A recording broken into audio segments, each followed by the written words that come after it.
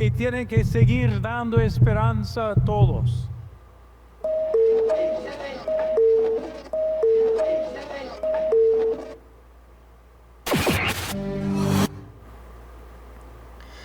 Bienvenidos al podcast Diálogos, desarrollado por el Seminario Nacional Nuestra Señora de los Ángeles, con el fin de pensar la fe, la razón y la historia de las grandes preguntas que han marcado a la humanidad.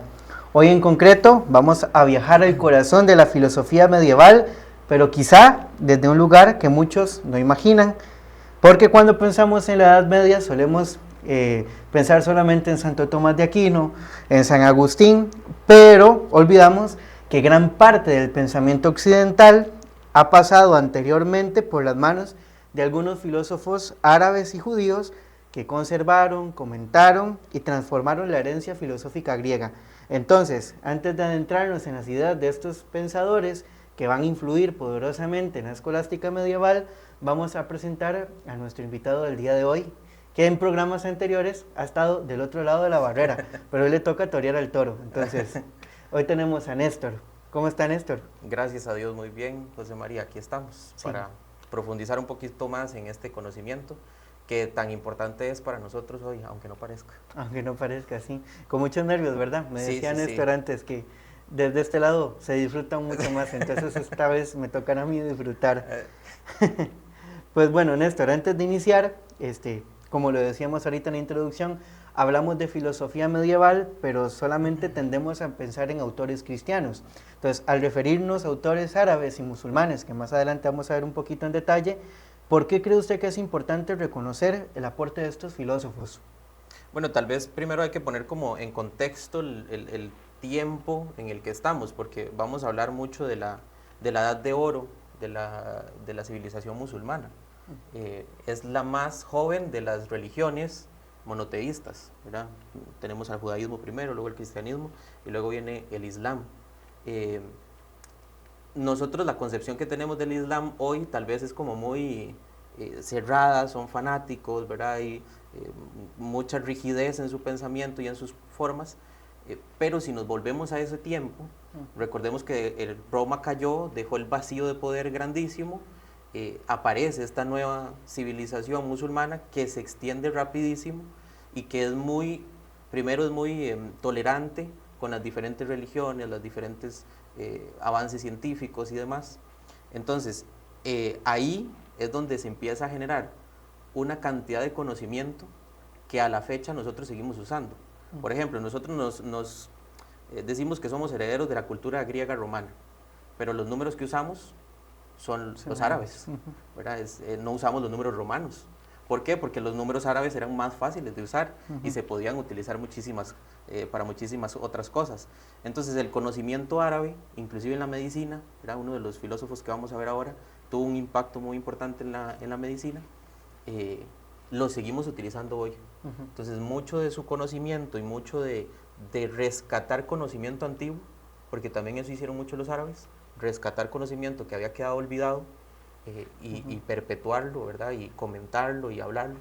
Entonces sí, sigue siendo muy importante porque mucho de ese conocimiento después lo va a usar la escolástica, Santo Tomás, el cristianismo, para desarrollar pues el pensamiento cristiano. Sí, incluso ahí leyendo un poquito, preparando este espacio, ahí Europa vuelve a redescubrir a Aristóteles gracias a estos pensadores. Por supuesto. Y de ahí es donde Santo Tomás va a poder entonces estructurar todo su pensamiento y pues ser el que vuelva a retomar este pensador, incluso a veces medio prohibido en algunos ambientes. Sí. De hecho, sin que se hubiese rescatado esto, sin que el Islam hubiese rescatado a Aristóteles, quién sabe si Santo Tomás hubiese tenido acceso a los manuscritos de Aristóteles, a los textos.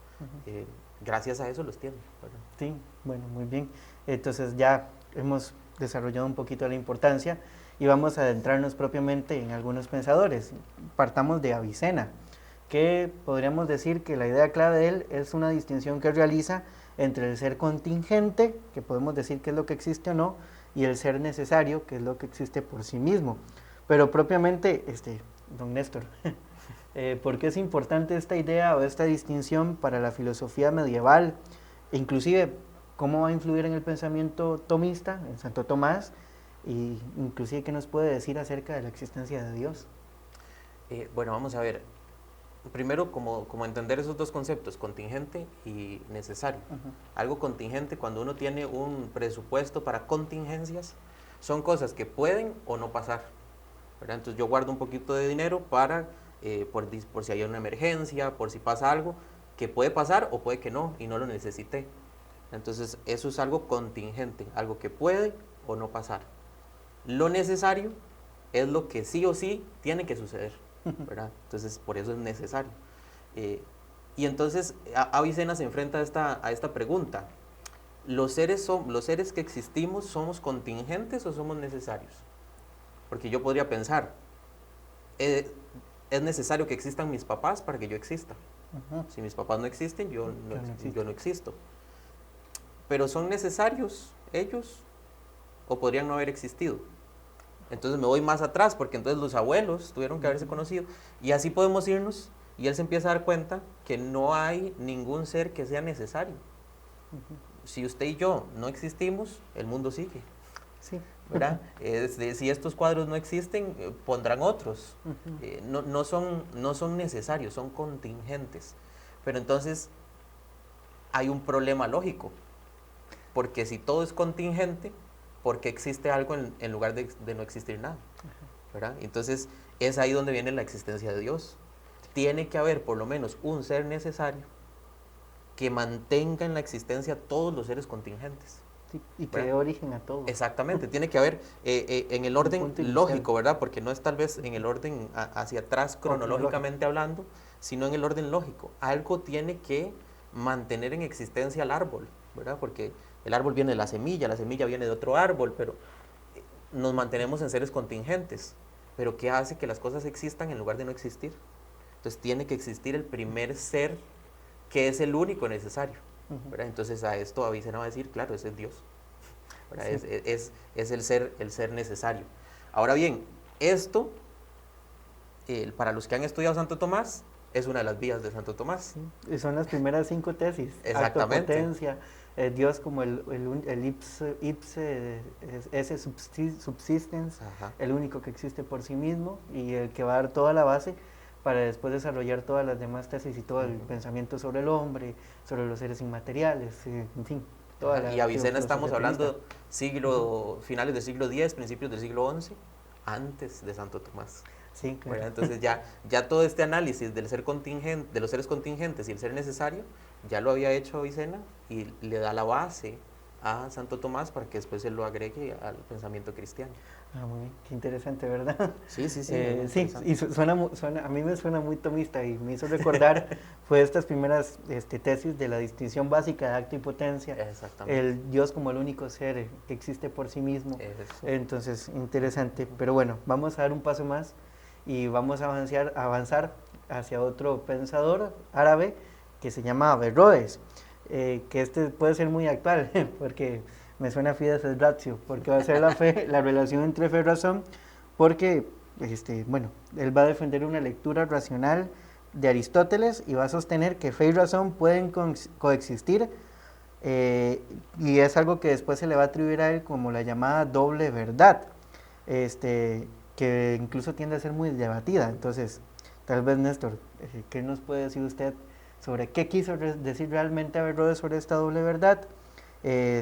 Incluso una pregunta y después, ¿hasta qué punto la razón puede tener cierta autonomía de frente a la fe? Averroes es el gran comentador de Aristóteles, ¿verdad? Este fue el que rescata a Aristóteles. Avicena tenía un corte más platónico, buscaba más esa parte. Avicena intentó hacer algo que yo no sé si es posible, ¿verdad? Intentó unir platonismo, aristotelismo e islam. Muy ecléptico. Exactamente, intentó ahí hacer de todo.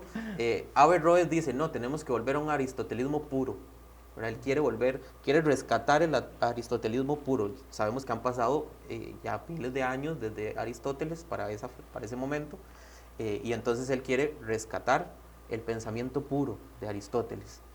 Y entonces se enfrenta a la gran cuestión que ya se enfrentó Sócrates.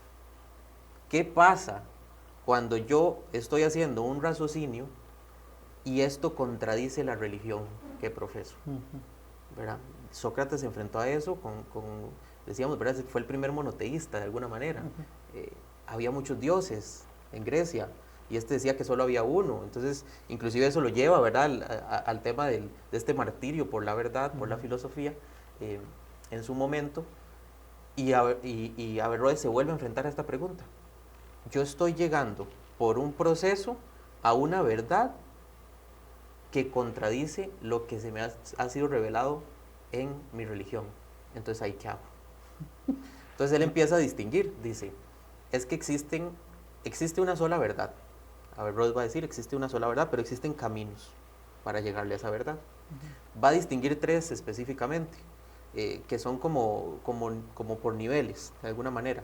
Está el camino retórico, es el como aprenden los niños. Les van contando una historia, les dicen algo, ¿verdad?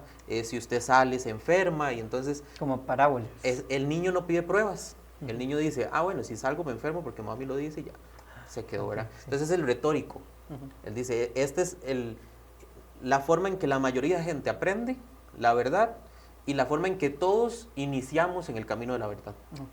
Luego está otro, que es el dialéctico, que es el que usan los teólogos, va a decir Averroes, y va a decir, bueno, entonces... El teólogo ya empieza a discutir con el mundo. Tiene dogmas, pero empieza a discutir con el mundo. El problema es que, va a decir Averroes, el teólogo, si se sale de los dogmas, entonces ya no discute más. Dice, no, usted está equivocado, aunque no tenga razones. Y por eso es dialéctico. Pero esa dialéctica también te lleva a la verdad. Y está el superior, ¿verdad? Que es el que él va a decir que es el de los filósofos, que es el demostrativo. Entonces, cuando ya es un pensamiento casi, yo voy a decir, científico, puedo demostrar lo que yo estoy diciendo, lo que yo afirmo, lo puedo demostrar en la realidad. Tengo una evidencia. Tengo una evidencia aquí sensible, que puedo ver, que puedo medir, que demuestra eso. Sí. Entonces, Averroes va a decir, y esto le va a llevar a que sus libros se quemen, ¿verdad? Dentro del mismo Islam, y a ser exiliado. Va a decir, cuando la verdad filosófica choca con la teológica tiene que ser entendida como metáfora. Y claro, de ahí chocó con los líderes religiosos, eso le toma el exilio, le toma que se empiece a quemar los libros, ¿verdad? Fue mucho. Ahora, este tema de las dos verdades, porque Averroes no dice que hay dos verdades, pues ya hay una, y son caminos, y el camino predilecto es la filosofía. Pero entonces, ¿de dónde sale esto que Averroes decía que tenía dos verdades? Es lo que le pasa a muchos pensadores, yo creo, que ellos decían una cosa, pero su escuela, los que siguieron su pensamiento decían otras. Cuando Averroes es conocido en el mundo latino y empieza a meterse en el cristianismo, los averroístas latinos caen en el mismo problema. Estoy llegando a conclusiones que contradicen el dogma cristiano. Qué fuerte. Y entonces, como contradicen el dogma, ¿qué hago? Y entonces ellos dicen, no, es que existen dos verdades. La verdad de la filosofía y la verdad de la fe. Entonces ellos, para que la Inquisición no les cayera, decían, no, yo puedo demostrar esto de la filosofía, pero yo en fe creo esta otra cosa. En el siglo XIII, creo que es, en París, se da la condena de esto, ¿verdad? La iglesia, el obispo de París en ese momento dice, no podemos afirmar que existen dos verdades contradictorias, ¿verdad? Solo puede haber una. Sí, que mucho de esto ya lo va a unir muy bien, o lo va a explicar muy bien Fides Ratio. Correcto. Sí, está la razón, está la fe, pero la verdad procede de una sola persona, proviene de Dios. Entonces, y pensaba también ahora que en Sagrada Escritura estamos leyendo un libro, La invención de Dios. Sí. Este diálogo que tenemos que tener, muy dialéctico al final también. Sí, se vuelve dialéctico, por supuesto. Entonces, ahí pero y esto que usted preguntaba al final, ¿verdad? Que hasta qué punto tiene autonomía la razón. Yo creo que desde una sana doctrina católica, desde Fides Ratio, podríamos decir, la razón tiene autonomía total. Porque si es verdaderamente razón, nos llevará a la verdad revelada. Proviene de Dios. ¿Verdad? De alguna manera, cuando la razón me lleva por caminos contrarios a la verdad revelada, no es problema de la verdad revelada, es problema del método que estoy usando. Ni siquiera es problema de la razón, Ujú. Es problema del método, tengo que irme lo que hacía Santo Tomás, ¿verdad? Si llego a una conclusión que es contraria a la revelación, me devuelvo en mis pasos a ver dónde fue que cometí el error, porque en ese proceso hay un error, ¿verdad? Y es muy interesante cómo las ciencias humanas, la sociología, la psicología, la antropología, cada vez van llegando más de nuevo al cristianismo, Sí. ¿verdad? Dieron vuelta, nos emancipamos del cristianismo, fueron por todos lados y otra vez vuelven Ujú. y empiezan a tener comentarios que uno dice, pero Eso es eso cristiano. es lo que, Lo que la lo que iglesia ha Cristo enseñado nos siempre. enseñó, Sí. ¿verdad? Y ellos, pero tuvieron que dar toda la vuelta, Ajá. ¿verdad? Pero siguiendo la razón, o sea, siguiendo la verdadera razón, Ujú. se llega siempre a la verdad revelada. Sí, nos va a conducir a Dios de quien Sí, sí, proviene. sí, necesariamente. Y vamos a saltar un poquito en estos minutos que nos quedan del mundo árabe al mundo judío. Y vamos a pasar entonces a este pensador que se llama Maimónides. Que Bien nos bonito va... nombre, para un chiquito. Sí, ¿verdad? Sí, como para el bautismo. Sobre que nos va a presentar un poquito lo que podemos conocer como teología negativa. Y es que él va a decir que Dios es tan trascendente que no podemos describirlo adecuadamente con meras palabras humanas. Y va a decir entonces, quizás podamos conocer a Dios mejor diciendo lo que no es. Y tengo unas preguntas para usted, don Néstor. Propiamente, ¿qué es esto de la teología negativa? ¿Y por qué Maimónides piensa que hablar demasiado positivamente de Dios puede ser incluso hasta peligroso? Sí, vamos a ver, Maimónides es contemporáneo a la época de Averroes, sí, de Averroes, Avicena está más antes, de Averroes. De hecho son como de la misma región, ¿verdad? Está en todo este momento del auge del pensamiento y demás, y él se enfrenta de nuevo a las mismas preguntas. Y él se cuestiona, ¿cómo yo, que soy limitado, puedo hablar de Dios que es infinito? ¿Verdad? ¿Cómo es posible? ¿Cómo es posible que el dibujo pueda hablar del dibujante? Desde su capacidad de dibujo. Entonces, ¿cómo la criatura puede hablar del creador? Entonces él dice, es un problema, porque cuando yo digo Dios es bueno, lo estoy pensando en lo bueno que yo conozco, que es humano. Muy limitado. Exactamente, que es personas buenas, o lo bueno que yo soy, o lo bueno que alguien ha sido conmigo, pero eso es demasiado limitado para lo inefable que es Dios. Entonces Dios es tan grande, es tan alto, que decir algo de Dios resulta como limitante para Dios. ¿Verdad? Entonces viene mucho de la cultura judía, él siendo pensamiento judío, ¿verdad? Que los judíos decían, a Dios no se le puede dar nombre, no se puede pronunciar el nombre de Dios porque lo limito. Si yo digo el nombre de Dios, lo limito. Entonces, de la misma manera, él decía, si yo hablo de Dios, lo limito, pero tengo que hablar de Dios, entonces, ¿qué hago? Su respuesta a esto es la teología negativa. Entonces, él dice, bueno, pero yo sí puedo decir con toda verdad, Dios no es malo. ¿Verdad? Bueno, sí. Dios es omnisciente, sí, pero es que ese omnisciente se me queda corto. Yo puedo decir con toda verdad que Dios no es ignorante. O no es mentiroso. O no es mentiroso. ¿Verdad? Entonces, parto de la negación, y entre más, decía él, ¿verdad? Entre más yo me acerque desde la negación, más a la verdad de Dios llego. Más voy caminando hacia lo que verdaderamente es Dios. Muy, muy interesante. Y vamos a ver. Perdón, Sí. ¿y por qué es peligroso?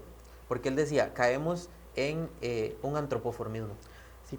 Y puede ser el Dios a mi medida. Exactamente, hago a Dios, Dios es bueno como yo soy bueno. Pero ¿quién pone el criterio de bondad? Lo pongo yo, ¿verdad? Exacto, yo soy la regla de Dios. Entonces, distorsionamos a Dios totalmente. Sí, claro. Por eso es peligroso. Por eso es muy peligroso. Y vamos a pasar, tal vez vamos a ver uno más antes del cierre, porque ya nos quedan. Se nos segundos, pasó rápido se al nos final, pasa muy rápido esto. rápido. Sí, qué dicha. Y tal vez vamos entonces a ver así brevemente a Vicebrón, otro nombre interesante para ponerle bonito, chiquito. sí. Que nos va a hablar un poquito del tema ya de la materia y la forma, y va a decir que todo lo creado, incluso lo espiritual, va a tener una composición de materia y forma. Entonces aquí tal vez si nos explica un poquito esto y por qué esta idea fue revolucionaria al decir que incluso las realidades espirituales puedan tener esta doble composición. Vamos a ver, ileformismo, materia y forma, Aristóteles, ¿verdad? Aristóteles decía, todo lo que es del mundo físico tiene materia. Por poner un ejemplo, la mesa, su materia es la madera, y su composición de mesa es la forma. Entonces todo tiene materia y tiene forma. Pero Aristóteles decía, eso en el mundo físico, en el mundo sensible, lo que está por encima no tiene materia, es forma pura. Entonces, Avicebron se enfrenta a esto y dice, es que está extraño, porque si algo es espíritu puro es Dios, ¿verdad? Lo único que puede ser espíritu puro es Dios. Pero ¿y los ángeles? Que son al final de la cultura judía también. ¿Y el alma? El alma. ¿Tienen o no tienen materia? Y entonces él va a decir, no, sí tienen que tener. Porque tienen que ser una composición. Tiene que haber una forma que informe una materia. No puede ser acto puro. No puede Dios. ser, exacto, no puede ser simplemente espíritu. Tiene que tener una materia. Es interesante porque esto después lo va a retomar San Buenaventura. Y va a ser una de las contraposiciones entre San Buenaventura y Santo Tomás. Que Santo Tomás va a decir siempre, ¿verdad? Los ángeles no tienen materia, no tienen cuerpo. Sí. San Buenaventura va a decir, sí, los ángeles sí tienen cuerpo. Es un cuerpo sutil, sutilísimo, parecido a la luz, que no es material como lo demás material, pero tienen cuerpo. Va a ser la diferenciación entre ellos dos, que tiene sus arraigos en este pensamiento, ¿verdad? Que hasta lo espiritual tiene materia y tiene forma. Y es revolucionario por eso, porque pasa de lo físico a lo metafísico. Él agarra mucho el neoplatonismo, ¿verdad? Y va a decir, bueno, sí, Dios es lo primero, es lo que es el uno, exactamente, y es lo que es espíritu puro. Luego vienen dos cosas, la forma primera y la materia primera. Y a partir de estas dos cosas se forma toda la realidad, tanto lo material como lo inmaterial y espiritual. Pero están estas dos, ¿verdad? Sí. La materia primera, que sería como una especie de materia prima de Aristóteles, por poner un ejemplo, y la forma primera, que sería para el neoplatonismo el logos, ¿verdad? El nous, esa que después sale el alma del mundo y es el que forma todo. Pero sí, bueno, pero si seguimos, aquí nos va a dar bastante. Porque sí hay mucho para hablar de ello. Sí, y tal vez así una pregunta así como ya de cierre, de conclusión, porque incluso nos quedaba Isaac Israelí y también el más antiguo de ellos. Sí, que estaba ahí. Pero esto también es como un abrebocas, así como para que las personas también vayan a investigar un poquito y que gracias a Dios con todo el desarrollo tecnológico hoy podemos ir a investigar, podemos informarnos un poquito más, pero tal vez quisiera terminar con esta pregunta, sobre todo pensando en Maimónides, ¿verdad? El tema del diálogo entre la fe y la razón. Y es tal vez, Néstor, si usted cree que actualmente hemos perdido la capacidad de dialogar entre distintas tradiciones intelectuales y religiosas, porque todo este pensamiento escolástico que Santo Tomás después va como a amarrar, está precedido y tiene bases de un diálogo con la cultura árabe, con la cultura judía y con diferentes escuelas de pensamiento, que es la manera que va a escribir Aristóteles, ¿verdad? Va a poner primero va a tomar todas las opiniones para luego dar una respuesta y argumentar contra, pero no las desecha completamente, sino que trata de ir descubriendo en el diálogo con todas estas ideas y opiniones, de ir descubriendo dónde está el error para poder encontrar la verdad. Entonces, ¿cree usted que hemos perdido esa capacidad de diálogo? Usted lo pone a uno en problemas, ¿verdad? Para que uno Sí. Yo me gusta creo ver el mundo arder, como el Elmo del meme. Yo creo que sí hemos perdido mucho la capacidad de debatir, ¿verdad? Porque el debate no es una confrontación inútil, no es pelearnos por pelearnos para ver quién tiene razón. El debate es, usted tiene una posición, yo tengo otra, busquemos la verdad. Entonces, nosotros cristianos deberíamos ser los primeros en estar abiertos a debatir y a debatir cualquier cosa. ¿Por qué? Porque si nosotros creemos que Jesús es la verdad, y diría el Papa León, ¿verdad?, que dijo en esta encíclica nueva, la verdad no es un territorio que yo poseo y que tengo que defender. Es algo es un don que se me ha dado y yo lo comparto. Entonces Jesús es la verdad, y si Jesús es la verdad, yo no tengo que tener miedo de debatir. Porque si el debate es, busquemos la verdad, ¿a quién vamos a llegar? a Jesús. Entonces, el cristiano claramente tenemos que tener bases bien puestas, bien sólidas, tenemos que estudiar para poder meternos al mundo del debate, pero debatir con las culturas, con las religiones, con las ciencias humanas, es no solo factible, sino que es necesario. Porque al no debatir, les estamos negando la luz de Jesucristo a muchas personas. Y tenemos que abrirnos. Y el debate, de nuevo, no es la apologética necia que machaca al otro, que impone al otro, que le dice al otro es un tonto. No. O ignorante. Es, ok, usted tiene una forma de ver el mundo, yo tengo otra forma de ver el mundo. ¿Cuál es la verdad? Porque puede ser que de la forma que usted tiene, que yo creo que usted está equivocado, pero resulta que cuando empiezo a escuchar su posición, me cuestiona la mía. Y entonces llegamos a algo mejor entre los dos, ¿verdad? Y eso es el debate, esas son las cuestiones disputadas del medioevo, donde poníamos a pelear a la gente, pero a pelear bonito, ¿verdad? Buscando cuál es la verdad. Entonces yo creo que sí, pues se ha perdido, pero tenemos que recuperarlo bastante. Bueno, Néstor, muchas gracias. Pero entonces, gracias por esta aportación, por esta última conclusión también muy personal, y pues agradecerles a ustedes que hoy nos han también visto, y pues hemos descubierto entonces que la filosofía medieval va mucho más allá que un pensamiento encerrado en los monasterios europeos, sino que es un verdadero encuentro entre culturas, entre lenguas, entre religiones que compartían la misma inquietud, que era comprender la verdad. Entonces, agradecerles por acompañarnos en este episodio de Diálogos acá en el seminario, y nos vemos en una próxima conversación. Que Dios los acompañe. Y tienen que seguir dando esperanza a todos.